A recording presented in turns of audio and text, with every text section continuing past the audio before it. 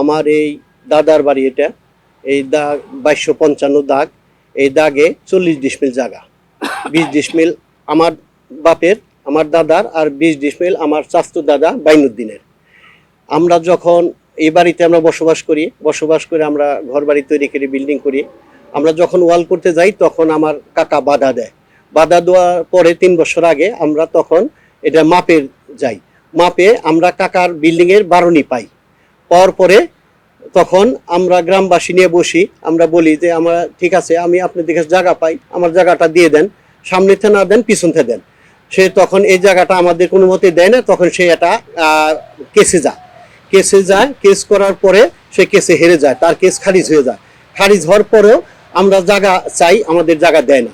গ্রামবাসীকে বলছি, গ্রামবাসীও তারে বলছে, সে বসে না, বিচারে বসে না, দিন দিয়ে বসে না।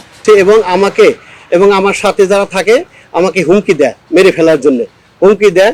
এই জন্য আমি রাষ্ট্রের কাছে আমার জীবনের নিরাপত্তা চাই।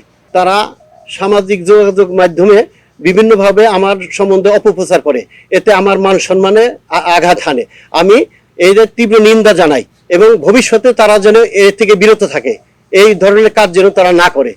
আর সামাজিকভাবে আমার একটা অবস্থান আছে, সমাজে আমার সবাই ভালো জানে। আমার মান সম্মান নষ্ট করার জন্য তারা এই অপকর্মটা করে বেড়ায়। আমি আমার চাচার কাছে আবেদন জানাই, এটা সে এখনো যদি পারে সামাজিকভাবে, আত্মীয় স্বজন নিয়ে সামাজিকভাবে আমার জায়গাটা কাগজপত্র দেখে এটা মীমাংসা করে দেখ। আমি যদি জায়গা পাই আমাকে জায়গা দিবে, আমি যদি জায়গা না পাই আমার 1 ইঞ্চি জায়গা আমি আমার কাকার কাছে চাই না। আমি বলবো সে এতিমের সম্পত্তি সে জোর করে দখল করে রাখছে, তার এতিম ভাইস্তা সে জোর করে আমার জায়গা সে দখল করে রাখছে, আমার জায়গা সে দেয় না।